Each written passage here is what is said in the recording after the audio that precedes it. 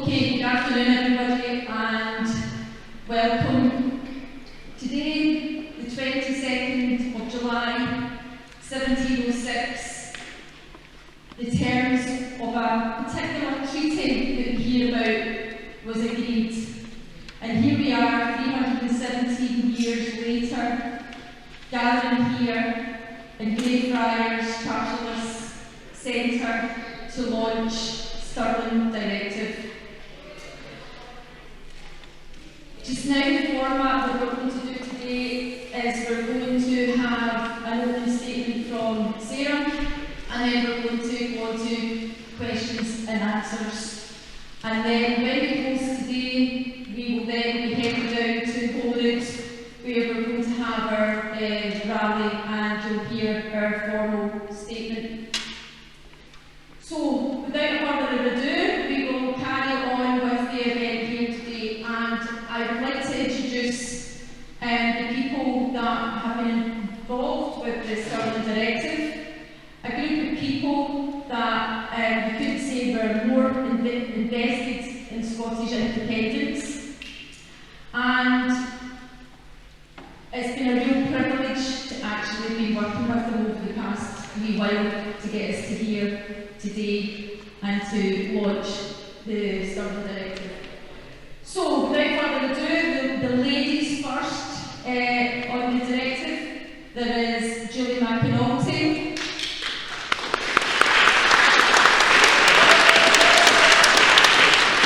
There's Marjorie Thompson.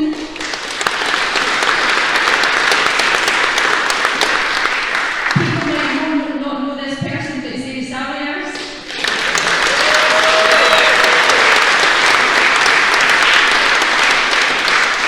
And myself, Gwen Walker.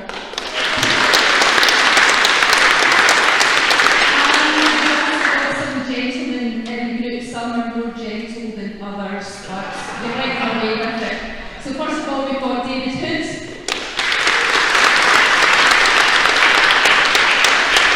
We've got Alex Thorburn. We have Jeff Bush.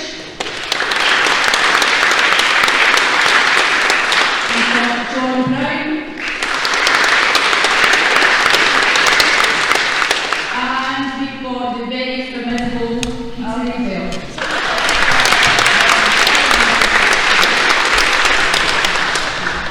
So just now, we are going to pass over to Sarah and she'll have an opening statement and then we'll do Q&As. Thank you.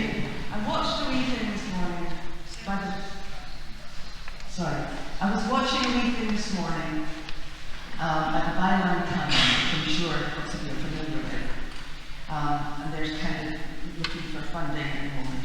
And they're talking about the stories that they reported and nobody else did. I mean, they talked about, they asked that question, why was the byline Times the only news outlet to report on the billions given to the pals of Boris during, in private contracts during COVID?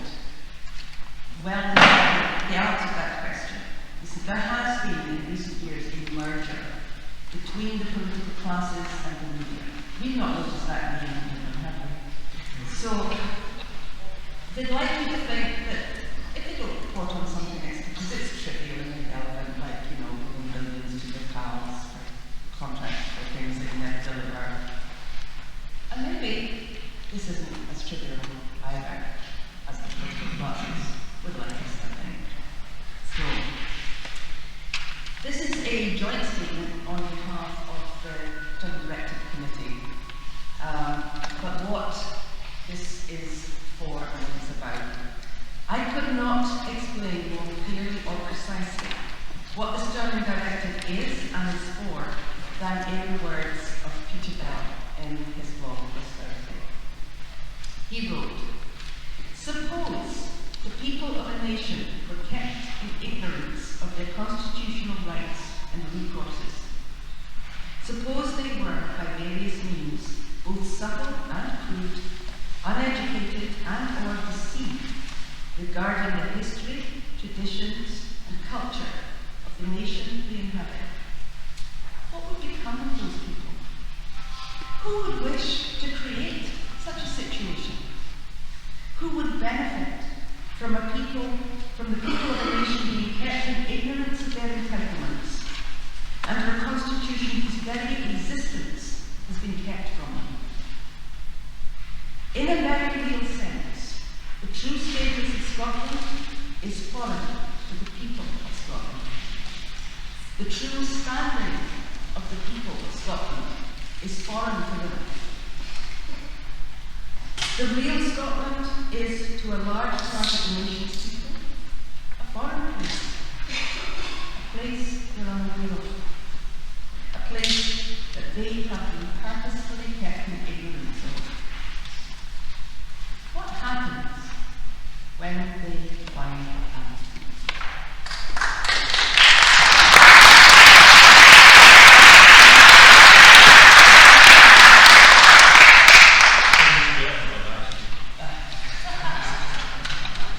So what happens when they find out?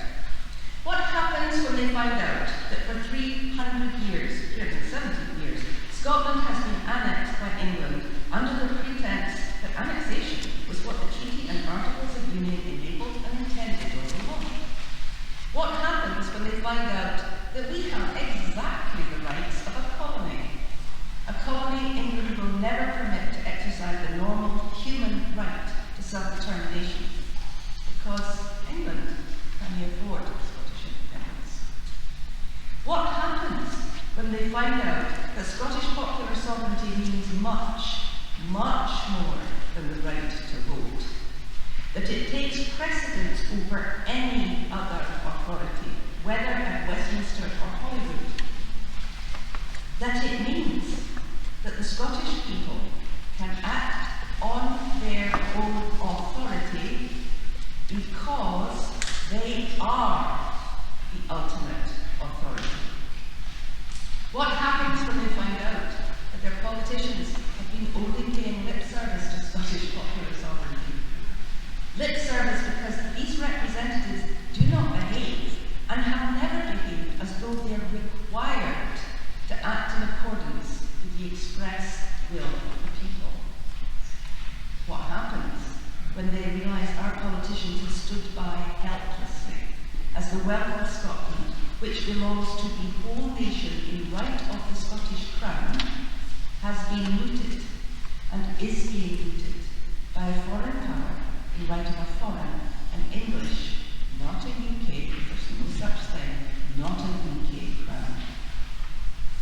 And what happens when they find out that they're entitled to choose not just a different flavour of political party, but any government and any form of government, direct democracy, participatory democracy, representative democracy, suited to their needs? We do not know exactly what will happen, but we intend to find out. Because we intend to make every Scot aware of our real collective authority as a people, aware of the power to remove the many, many injustices, the many, many abuses of power, privilege and wealth that presently condemn a quarter of our people to poverty, hunger, homelessness or desperation. We intend to ensure that every elected Scottish representative understands the true authority of the Scottish people, an authority that remains at all times, never transferred at the ballot box, and always superior within Scotland to that of Westminster. We intend to ensure that our elected politicians understand that by the authority, the sovereignty that is inherently and lawfully ours, they are empowered to respect a higher power than Westminster. Today, Scotland wakes up, and the Stirling Directive campaign will take this message to the whole people of Scotland. The principle and law of the sovereignty of the people is the foundation of our nation and nationalism now as it always was. It is a foundation of love and community, not Anglo-British nationalism based on fear and kleptocracy.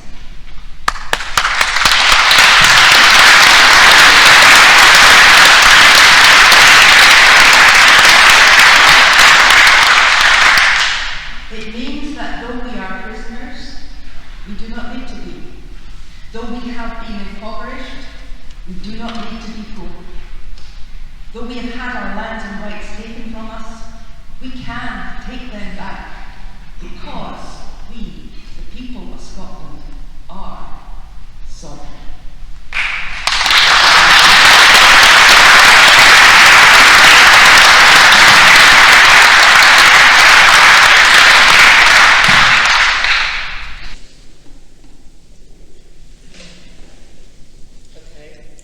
Sorry, just a word. People are saying they can't hear the speech, so if you can just hold it close to your mouth, the microphone. I'm pretty loud anyway.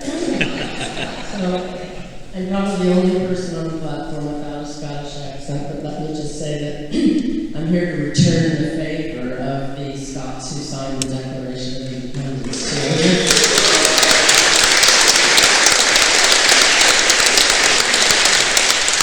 247 years ago, and I thought as Sarah was speaking, probably some of them were children or grandchildren of people who were around at the time of the Treaty of Union, and they just got out as fast as they could. I'm sorry about what it's turned into, but some of us care. We're back here to help you in your own liberation struggle.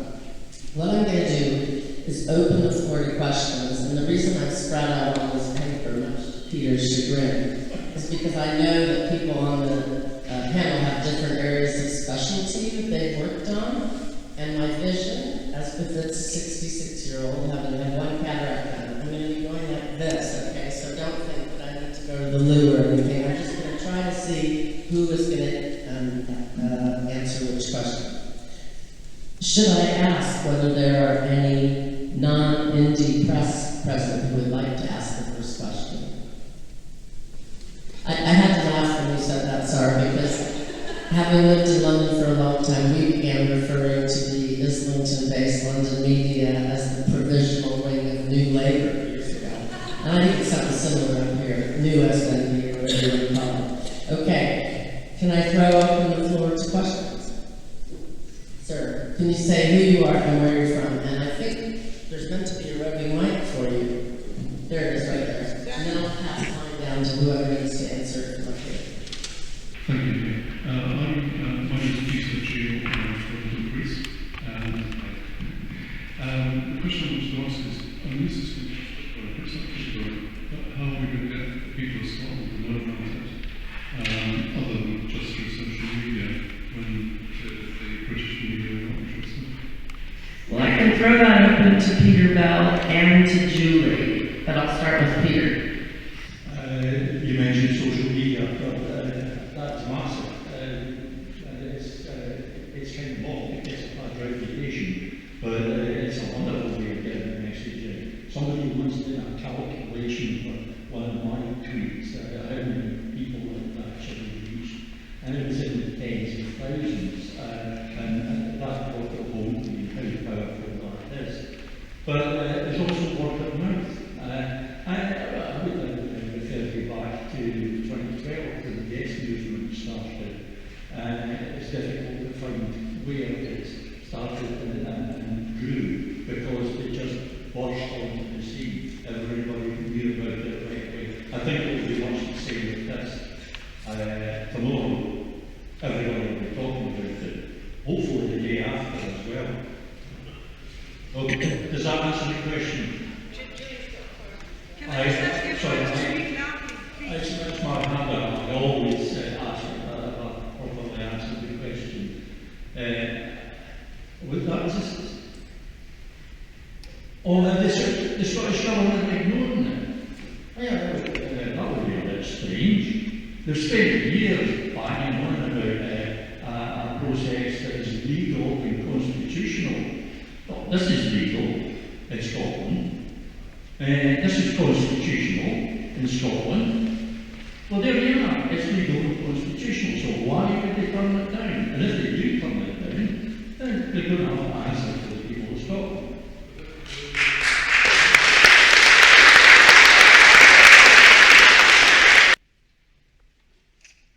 Yes, sadly, the Scottish Government, it's a good move to actually call it Scottish Government at the time, 2014, but the Scottish Government are really just the colonial government of England and Scotland. And I think that is the real problem here. And while you think that social media has a reach, yes, it does to a point. I think the difficulty is that when people actually go to social media, those who kind of have an independence leaning will go to independence type blogs. Those that don't will continue to watch the BBC, read the Daily Mail, believe in the rubbish, and those are the people we need to reach. And that is the crucial bit. That was involved in marketing for a number of years, so I'm very knowledge about this. And I have been in touch with Sarah, so I'll catch up with you again.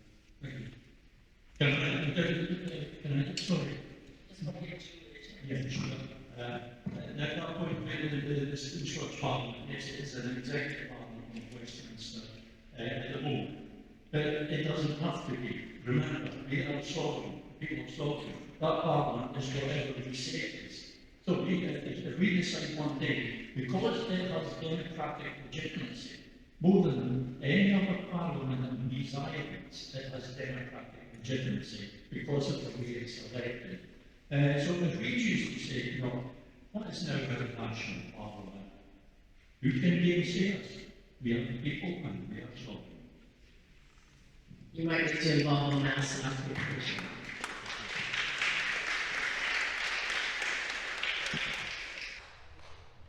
I think one of the key words today is going to be community. And that is basically how we're going to do it. All of us here are members of different communities.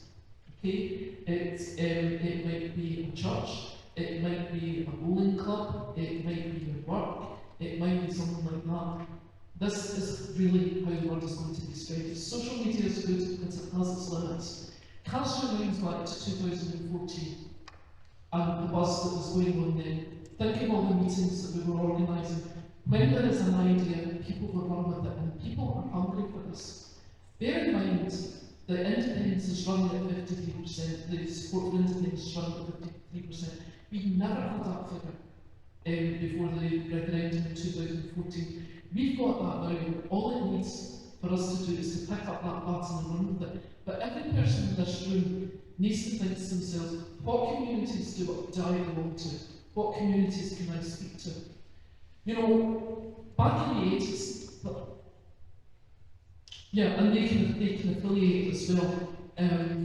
You know, so if you're a member of your local political branch, whatever it might be, get them to affiliate with us. You know, if it's your works, get them to sign up with us. If it's a local church, get them to sign up.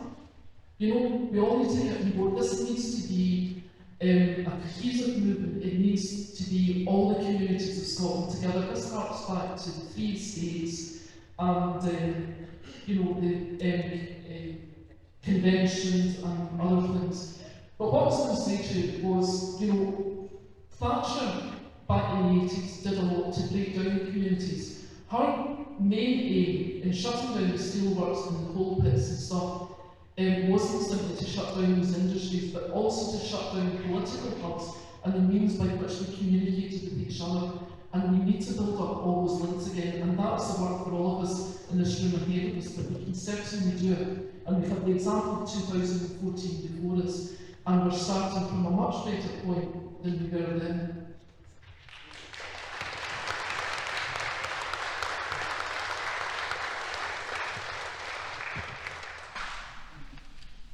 Gentleman there. Holyrood from Saorsa. First of all, thank you for the summit.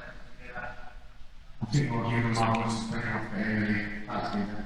Thank you very much for putting it together. It's another component instead. But my question, and the bigger question is, in terms of internationalising this argument, and we've talked about building a case for the International Court of Justice and the United Nations, what's your thoughts on the timescale for that and the process of that? Thank you. Okay, so this is a parallel and separate initiative from that clearly. Although it's a directive, if unthinkably our Scottish representatives did not look at this and go, oh, thank God, we don't have to be bowing and kowtowing to a rogue state that constantly changes what the law means as it suits. We've actually got a solid authority in the Scottish people. Here it is. Let's check that in law. Absolutely, we will be going ahead. Failing that, that eventually we will end up in the European Court of Human Rights because we are talking about human rights. At the same time, as you know, Saorsa is primarily there's a lot of extra work on the side here. But Saorsa's concern is that we are in a union, supposedly. We are part of something, a state that calls itself the United Kingdom. That state was formed by an agreement. That agreement is otherwise called a settlement. That agreement brought this supposed new state into being. That means it's constitutional. So we have a constitutional settlement, except that it's been waiting to come into place. It's 1707. Instead of a constitutional settlement, which is right there in black and white, it's just that people go, oh, that old stuff. Hey, by the way, that old stuff, English Crown of 1066 is taking out of our gas and that's how relevant this ancient stuff actually is. So this is really important, that if there is such a thing as the United Kingdom at all, it was founded by this constitutional settlement, this fundamental agreement. But it's never been there. They've never observed the limits of that agreement, they've never observed the conditions of that agreement. And when you take a close look, what you see on the Union Jack is, oh, gosh, there's the legs and knees of the English Magna Carta. Oh my, there's a little bit of the, and that's the, I associate with that nether region of the English Bill of Rights, not the Scottish Claimant. There's the top English crown. Start naked. There's nothing under there but England calling itself, rebranding itself as the United Kingdom. Now, there's a Cambridge professor, Mark Elliott, who wrote about the Internal Market Act, or bill as it was when, about what he called the UK exceptionism. That's English state, not English people, English state exceptionalism. It means that was fine, the European Treaty Master of the European Union treaties were all fine until they worked out and didn't have to work with them anymore. Or the Northern Ireland Protocol, the Windsor completely violates Article 6 of the Treaty of the Union and international law. But as far as they're concerned, they didn't work it not because their Parliament is sovereign over the entire what's got a time of reporting of the globe. And that's what law means for them. That's why Craig Murray talks about a world state, right? When their exceptionalism comes into contact with international law, as Mark said, it dissolves. It's like kryptonite to Superman, it just dissolves. So the second phase, the second leg of this is that we are going to have to get a good number of signatures, and I'm not going to know why we don't have those, and why we're going to have to go to paper signatures and backup signatures and so on, but we're going to do it. And I'm going to make we're going to be in the UN, we're going to be there by this December. And when we find and persuade the right group committee to ask for to refer to the advice that was ruling from the ICJ, that only takes a few months. That's the point at which we've got the international community able to look and see the crimes. These are crimes that have been committed against the nation of people of Scotland. Once those are exposed, then we can tell our representatives, get started, take these back, you negotiate independence from the point of view of you owe us reparations, not can we keep a bit of our oil, or how much of the debt do we take on. Scotland has had a fraud committed against it, both politically and economically, and yeah, let's go to do something.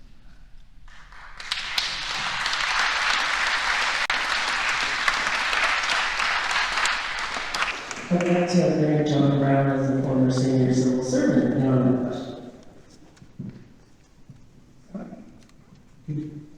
Anticipating some of the questions.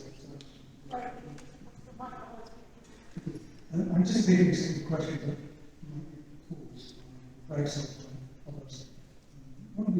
is rulings and statutes that currently exist in the UK.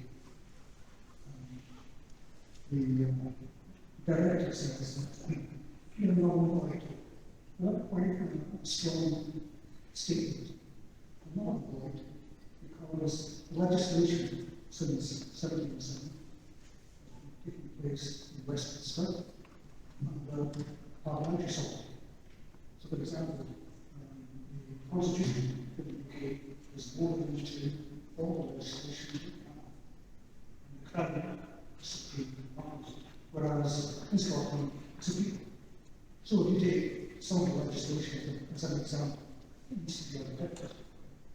If you look at the Holyrood Parliament, it's constrained, it's in a straightforward by a piece of legislation called Scotland Act. That needs to be protected. So we need a new jacket to fit our politicians and sort of the states law. So I would like to dismantle that straight jacket. Some people would say it's the way, right? And we would build a new jacket, new fabric for our politicians to operate. And the threads and the stitches of that fabric will be determined, produced by Socrates, not by parliamentarians in Westminster, elected for 5 years.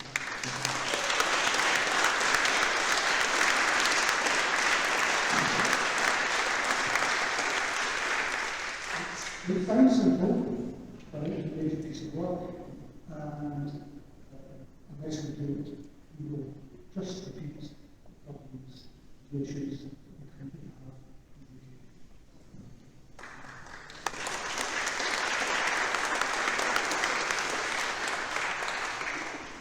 I don't know if David or Alex had it.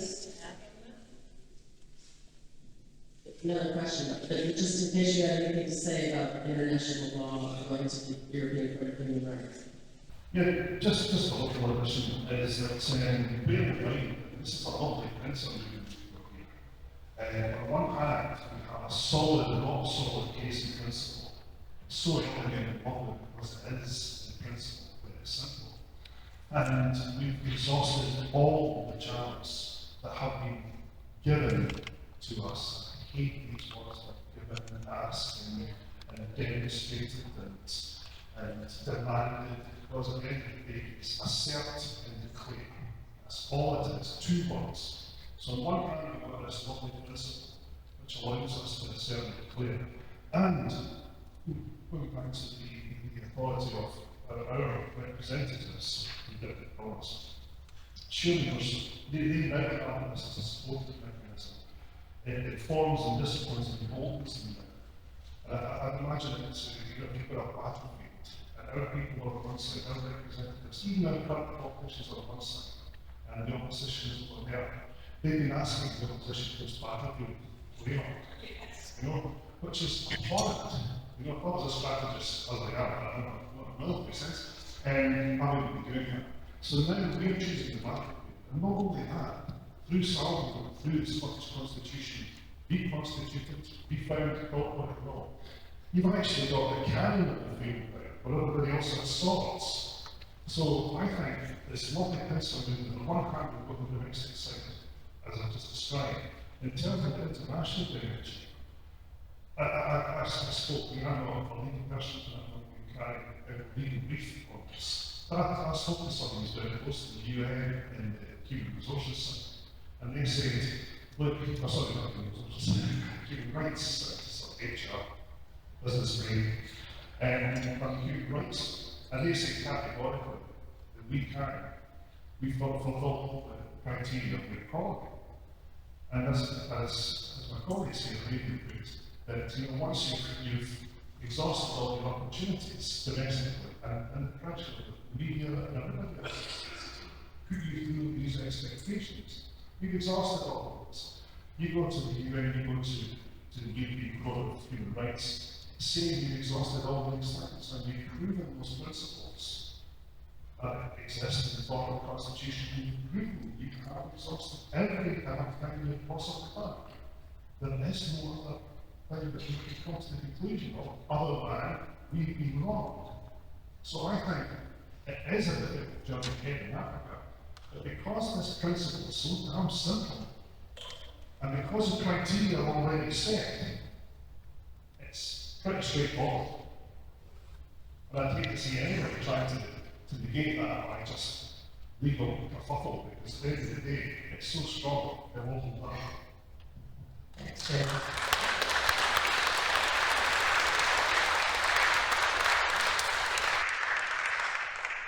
Hi, I am Susan Stewart and Stewart on Twitter. I'm from Descent. And I wanted to ask you two guys a law question in respect of, okay, so we know we've been wronged and we know that we have laws that are Scots law, not English law. So does that mean that we, the people, can start to challenge that law? Can we now protest, regardless of what Westminster says, because the Constitution here says that we can protest, public protest. So, and when we are arrested by the police who are governed by Westminster, can we legitimately stand up and say, no, I'm in Scotland, I'm a Scot, and I can protest, or whatever it is we've chosen to do that day. Is that something that we can do? Can we start challenging now? Do we have to wait for somebody to say so? Very quickly, great question. Really simple answer. Claim of right. Still lawful, and we may have a hard time fighting a court in this colony that would rule in favour of the constitutional situation in Scotland, despite the fact that it was ratified as a condition of this pretend union. But we know it's enforced, and we know an individual can bring a case under the claim of right. So anyone getting arrested for things that are their civil rights in Scotland actually can rule with a court session, claim of right. It's absolutely still enforced. Switched on. One of the questions that we kind of anticipated was to the one that asks or gives us the right to speak for the people of Scotland in this matter. And the answer to that is that we are the Scottish people. We're not only entitled, but we're obligated to uphold our rights and the rights of our fellow Scots. And rights are inherent, but we have the rights. You don't need to ask people if they want them. In fact, we've got a responsibility to defend them and to use them. But you might need to inform people what the rights really are, and that's part of the task of salvo and liberation. Especially when the rights could give them control of their own future and being erased from the national consciousness precisely for that reason. So there's an educational process to be undertaken that we're well aware of, and everyone here is well aware as well.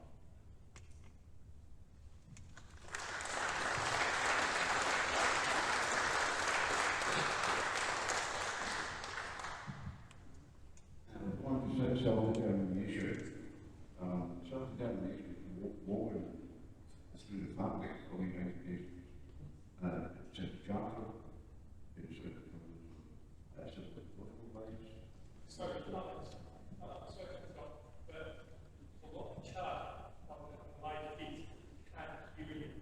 So you speak very, not just you, everyone. Very clearly. The acoustics are really bad. Thank you.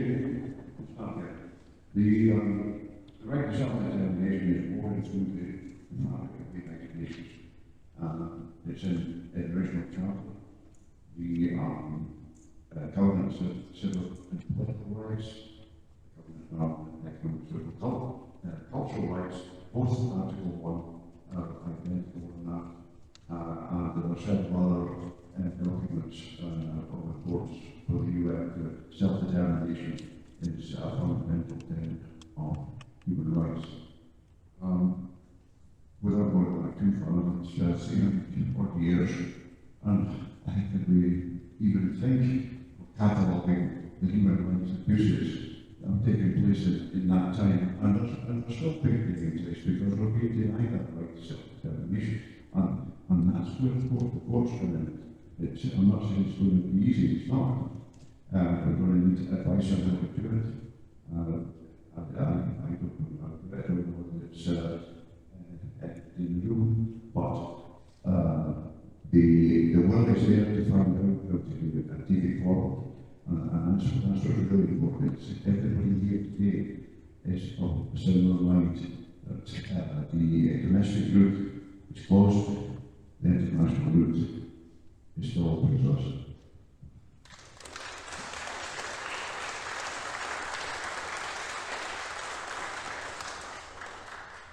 Good afternoon. Good afternoon, everybody. My name is Mo. I'm an online activist and a lifelong campaigner for Scottish independence. What a lot of positivity and energy in the room today, panel. All your words are amazing.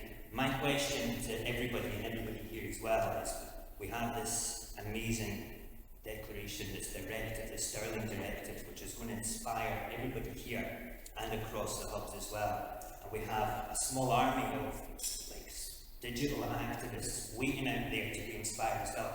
What do you suggest that we do to take this message forward, to make sure that we deliver it to every single doorstep, and make sure people know this, because that is what we need as well. We need to be able to put this right on the doorstep of everybody, right in their faces as often as possible. So important.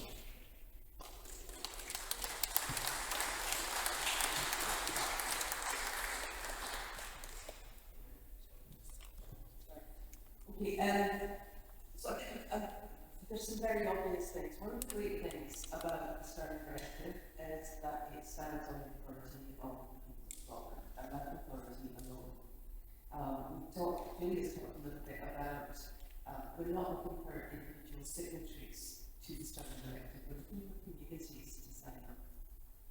There's something absolutely, for me, something absolutely beautiful about that, because as mentioned, going back before we were colonised, the way that Scotland worked, Peter again, was it was a nation which was held together as a community by communities.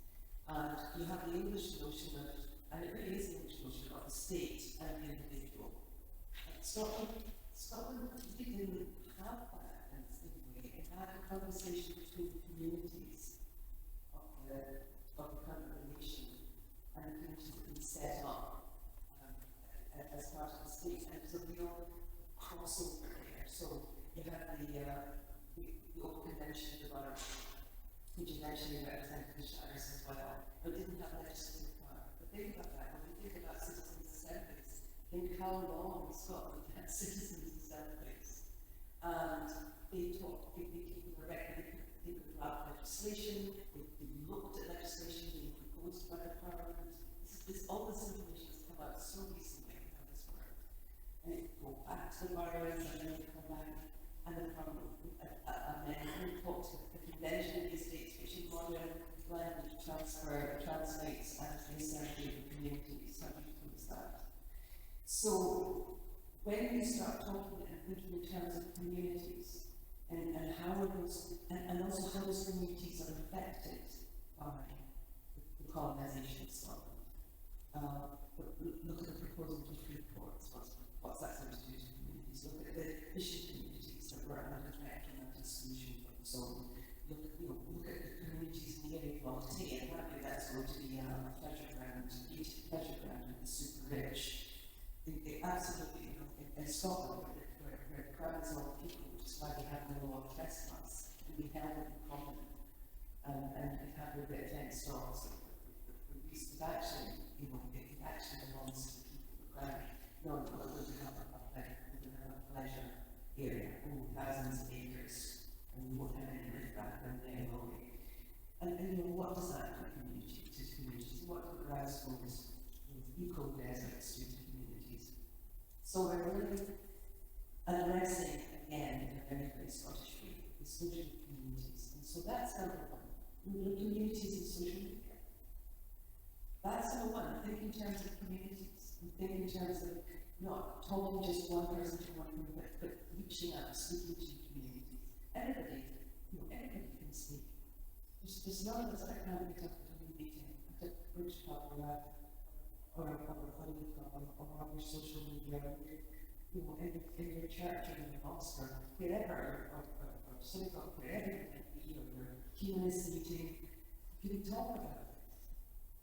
And the beautiful thing about it is, whether or not the Scots want to be union, actually, there are a lot of unionists who could be very inspired by the notion that exploring the rightful and inherent sovereignty of the Scottish people could stop the destruction of our communities and environment, the injustice, the corruption. Could make a much better country. The crisis is we have to say that the people have got the right to choose if they want to leave or not, and I continue. So that's the only thing I would say about that.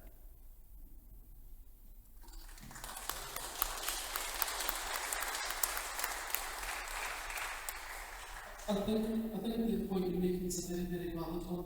Social media is really, really important in this, and I think what's really important about this hall today is we are cutting across communities today. I can see lots of people here that I know from different parties, from all outs and theirs, some have no affiliation at all except independence.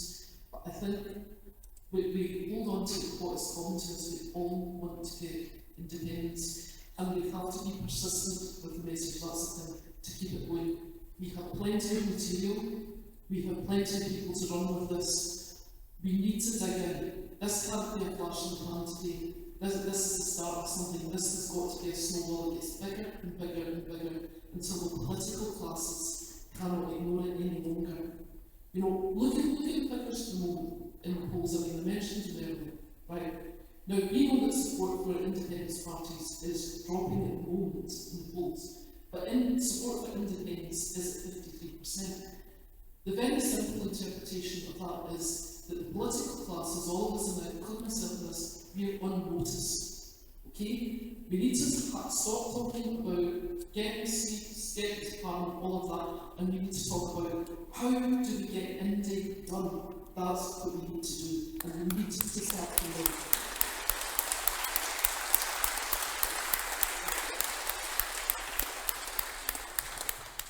There was, I think, a question about what can digital online activists actually do. I would say, first of all, that if they're already digital online activists, they'll know what to do. But if they aspire to be online activists, the three words, hashtags, links and shares. Hashtags are important. They help people to find stuff. They help people to find relevant stuff. Links direct people to relevant material, as do shares. You find an article about the Stirling Directive, you share it with everybody that you can. And don't just do it once. Don't just put a hashtag on once. Do it every single time you post. The social media gets a bad reputation.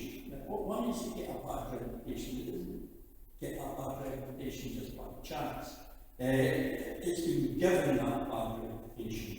And the reason it's been given that bad reputation is because governments can't control it. They're trying desperately to control it.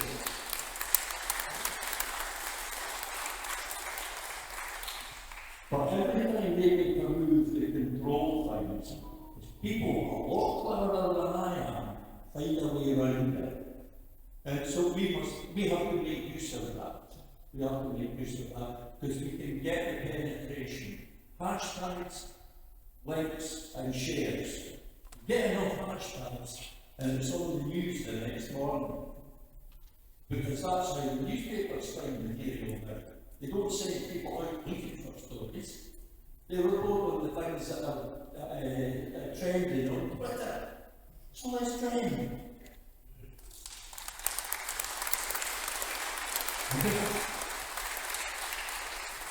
Just nicely said to the argument, Peter, the hashtags, links and shares. I would also add frames, because I don't know, I'll bore you to tears, I was going to say that.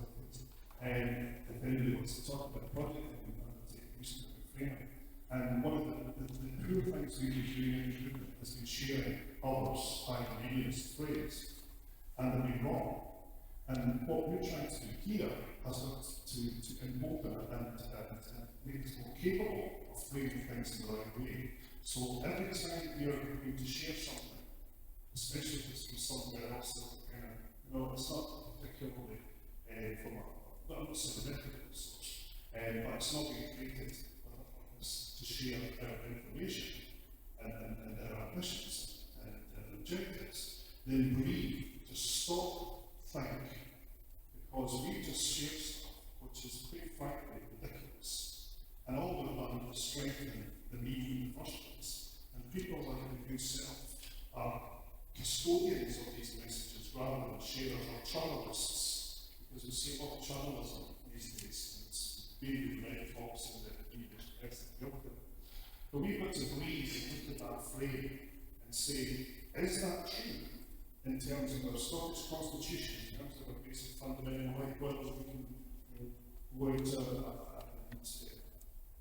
use our rights in a certain way, whether it's through a demonstration or whatever. We've got to look at that reframe and see if it actually fits, because the other thing I find out that people don't go to boxes, they go to values and vision, and they want to hear that positivity. So everything we do, when we're sharing it, look at it, breathe, but also if we're adding to it, because you don't normally just share, if you're a comment. Think about it through the prism of the people of Scotland being sovereign at every single time, because if you do that, you put that message out every single time, but you also make sure that you're not regurgitating something that isn't a frame from the media scan. It's just as simple as that. Just breathe, reframe. There will also be a Stirling Directive component on the Salvo website where people can exchange and share ideas, because not being someone very theoretical or legally minded, when you were talking, I was thinking, yeah, we need stuff that young people can do. So like the proclamation was adjusted, like the Sinn Féin one, for 316 years, we've lost this, we've lost this, we've lost this. In their case, it was what, 185. That's a good thing to share and get young people involved. It looks like a kind of crusty old parchment. Anybody have any relatives, friends, grandchildren who might be in the music industry? It's really good to get that kind of stuff going. And also, you can actually email or tweet directly to various journalists. Believe it or not, I've been harassing the letters editors of the Herald and the Scotsman to the extent that one of them said, "We'll have a good time on Saturday." Because I was complaining and he truncated some of the letters we'd sent in. Anyway, there are all sorts of ways to do that. And I think Peter wants to say one more thing, but I'm aware that maybe there are other people in the gathering who would like to say something first. So you do that and I'll come straight to you. Who's constantly? You just actually touched on what I was going to ask. But I really support Salvo liberation movement. I think it's a wonderful thing. I hope it will be very successful. But the one thing I noticed in this room today, I dare say, is a lack of people, possibly under the age of 25, 30. And I think it's 9 years ago when you did the Yes movement, there were a lot of young people who were in their mid-teens, who will now be in their 20s. Now maybe they disappeared from Scotland to go further afield. But I'm not going to be here you know, I hate to take this forward as a young person would, and I think it's really important. The majority of people here possibly will have children, grandchildren, who don't appear interested. I said to my daughter, come along with me, or with something else to do. She's 50. My granddaughter's away. But this is the group, the community, that should be really interested. I've only met one group of young people, and that was the Yes movement from the university here. And I don't know if Salvo will have a group of young people, and other communities do, but they're the ones who are going to take this forward.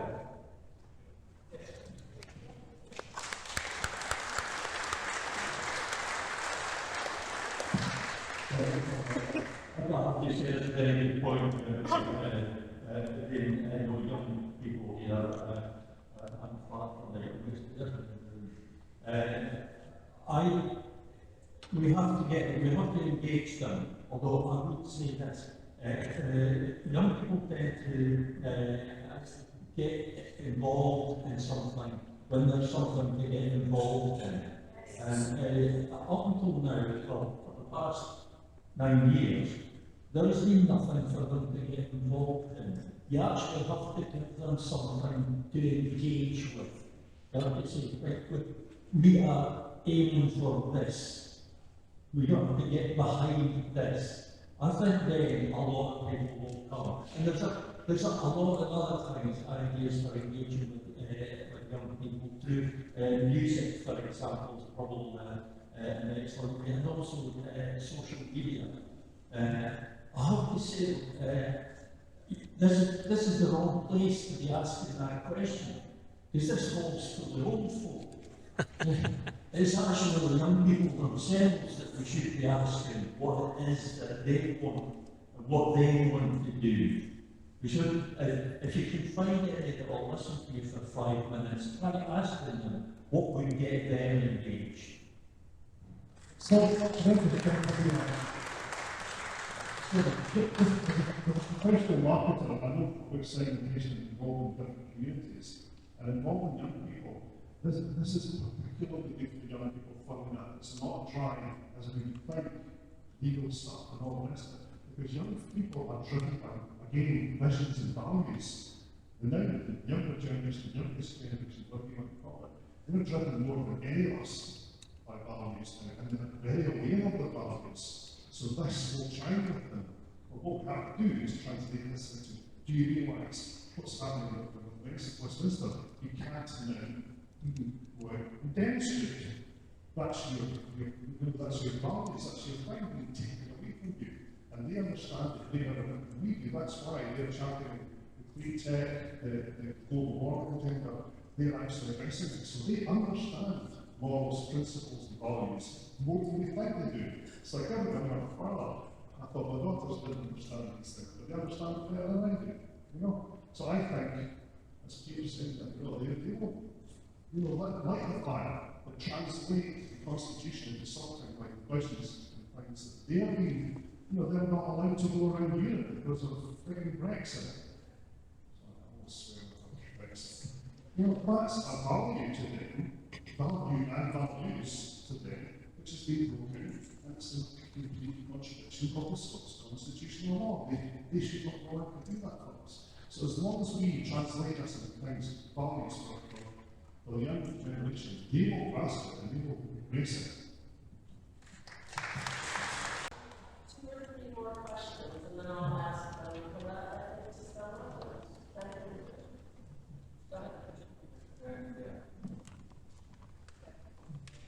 Fine, I'm just on the roads that we didn't see. You've probably heard that movie that brought that phrase down, and it said, if we build it, they will come. Well, these people before us have just been building, shall we say, spaceship Salvo. They have landed, and we are the people that are going to disembark from that particular spaceship salvo, and we're going to go into communities. And we're going to send out a message. And then I know that everybody will have been in a situation where you're sitting having a meal on a Sunday night with your family, and then they'll say, you can't have your independence because of some legislation that might be, it might be that piece of legislation that set up the Parliament, the Scottish Parliament, things like that. But the thing is that you might not have the confidence to actually, I know that that's not true, and I know that that's not right, and I know that that can't hold me down. I don't know why. Well, these people didn't always know why. I didn't always know why. Some people in this room probably still don't know why. But the thing is, you can just say to that person, prove that that piece of legislation has credence and a foothold in Scotland. Prove that to me, and leave it. And then you can turn around to people like me, or people like these people in the panel. You can go to the Saorsa website and find out why. You can get back to them. So that's it. They built it. It's now here. We need to just go out and say to people, no, that's actually not right in Scotland, and you need to prove to me why you think it is right in Scotland, whatever that piece of legislation is. And then you go back, you find out why it doesn't apply in Scotland, and then tell them why it doesn't at a later date.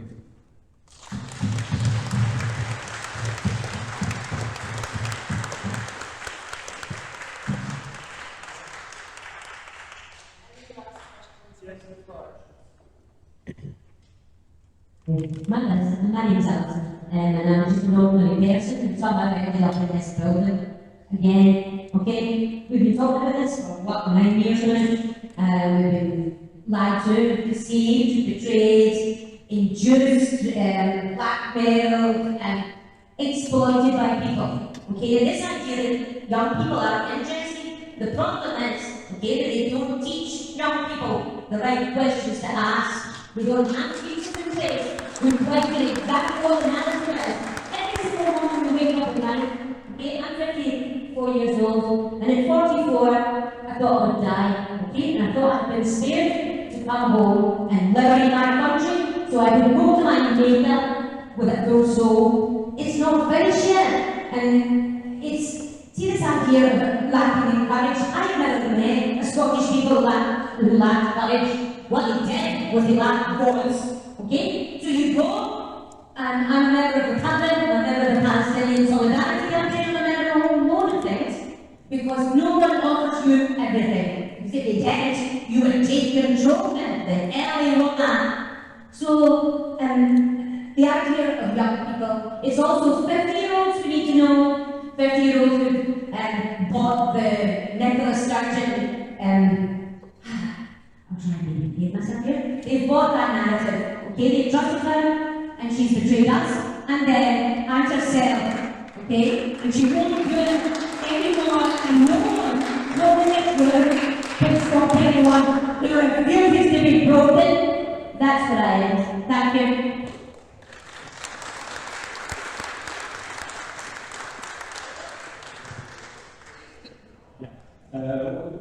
Both the last two speakers very inspiring and spot on. But what they were touching on, was the thing that Eric mentioned, reframing. We've come at it all wrong from the outset. The shape, the form and nature of a campaign, a referendum campaign, just to give you an example, is it's determined by the question.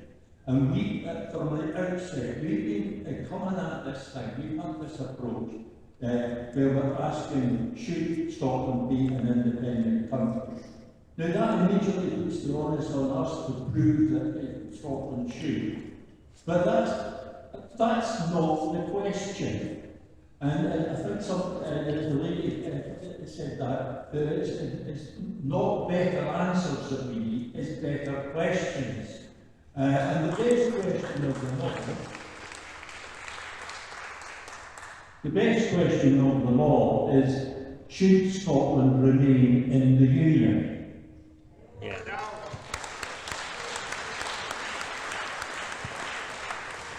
I hate to disagree, and I'm only disagreeing with Peter very, very slightly.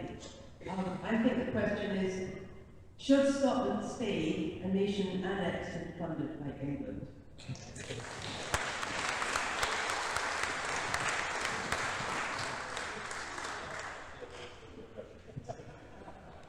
Okay, thank you everybody.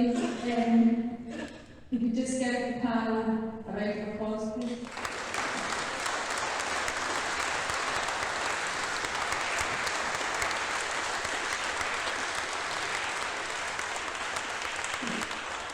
We've been working on this for a bit of time now, and as you can gather, it has been a lot of work and a lot of thought process. I think you'll agree it's well worth it, because we kept getting told that we don't have a legal route to independence. Well, by God, we do have one now.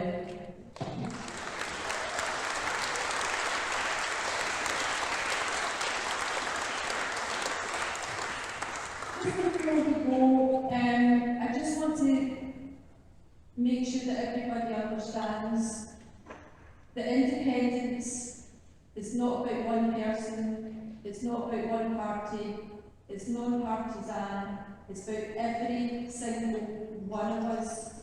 We are sovereign, as we've said earlier on. We make sure that everything that we put out on social media, every time we speak to somebody, we make sure that they understand the true meaning of our Scottish sovereignty.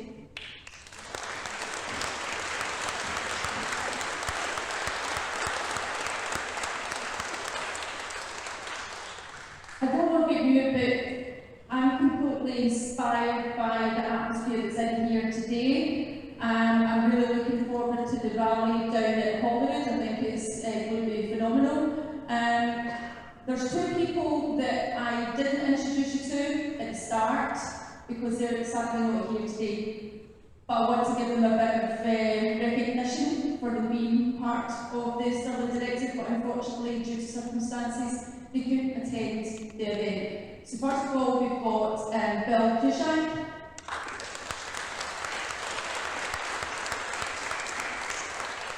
And we all know from IndyCar, Gordon Ross.